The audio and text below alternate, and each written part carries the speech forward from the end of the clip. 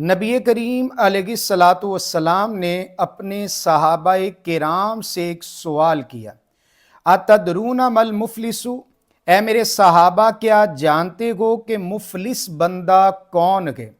صحابہ کرام علیہ رضوان نے بھی وہی جواب دیا جو میں اور آپ اپنے ذہن میں رکھتے ہیں۔ انہوں نے عرض کی ملا درہما ولا متاع، اے اللہ کے محبوب علیہ السلام جس کے پاس نہ مال ہو، نہ دولت ہو، نہ روپیہ ہو، نہ درم ہو، نہ دینار ہو، وہ بندہ کیا گئے؟ مفلس گئے۔ نبی کریم علیہ الصلاۃ والسلام نے فرمایا میری امت کا مفلس بندہ وہ گئے جو قیامت والے دن آئے گا، بھی سیامن، اس کے پاس روزے بھی ہوں گے، وزکاتن، اس کے پاس زکات بھی ہوگی، اور آقا کریم علیہ السلام نے ارشاد فرمایا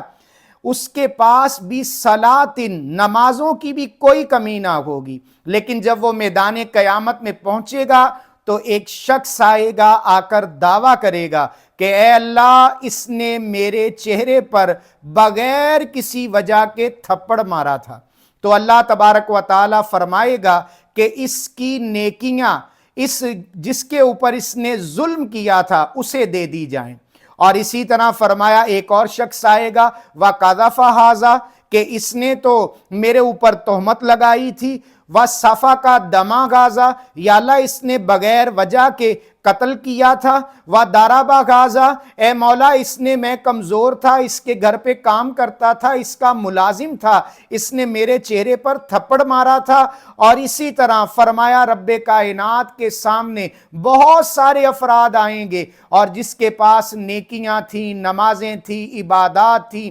روزے تھے، زکاتیں تھیں، حج تھے، مال و دولت والا تھا، روپیہ پیسہ رکھتا تھا، دنیا کے اندر بڑی شان و شوکت تھی، لیکن لوگوں پہ ظلم کرتا تھا، زیادتی کرتا تھا، لوگوں کا مال کھا گیا تھا، بہنوں کا حصہ وراثت میں سے کھا گیا تھا۔ اور آقا کریم علیہ الصلاۃ والسلام نے ارشاد فرمایا کہ گناہ کر کے آئے گا میرا امتی، اور پھر یہاں تک کہ اس کی ساری نیکیاں اس پر دعویٰ کرنے والے لے جائیں گے، اور پھر ایسا ہوگا کہ ان کے گناہ بچ جائیں گے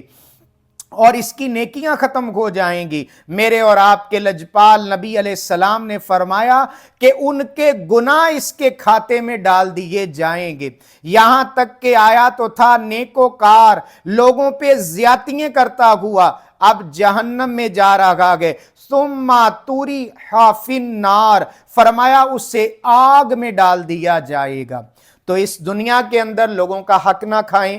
حق نہ دبائیں، بہنوں کا حصہ گئے تو پورا پورا دیں، کسی کے چہرے پر تھپڑ نہ ماریں، کسی کے ساتھ زیادتی نہ کریں، کسی کو گالی نہ دیں، کسی کو برا نہ کہیں، کسی پہ ظلم نہ کریں، کسی کے ساتھ زیادتی نہ کریں۔ یار اپنی زندگی کے اندر مگن رہیں۔ ہم نے بہت ساری نمازیں پڑھ لیں لیکن اخلاق نہ سیکھے، ہم نے بہت ساری عبادات کر لیں، ہمارے گھر کے باہر حاجی لکھ دیا گیا لیکن لوگوں کا مال کھانے سے باز نہیں آئے، لوگوں کے مال پر ہماری نظر رہی، جہاں سے دا لگا کوئی کمی نہ کی، تو ایسی زندگی نہ گزاریے، ورنہ قیامت والے دن یہ نہ ہو کہ ظاہر میں ہم نیک نظر آ رہے تھے، کہیں باطن میں ہماری پکڑ ہو جائے۔ رب کائنات ہمیں اچھی، بہترین، عمدہ، با اخلاق، نیکیوں بری اور اپنے محبوب علیہ السلام کی اداؤں پر مبنی اور حقوق العباد کا خیال کرتے ہوئے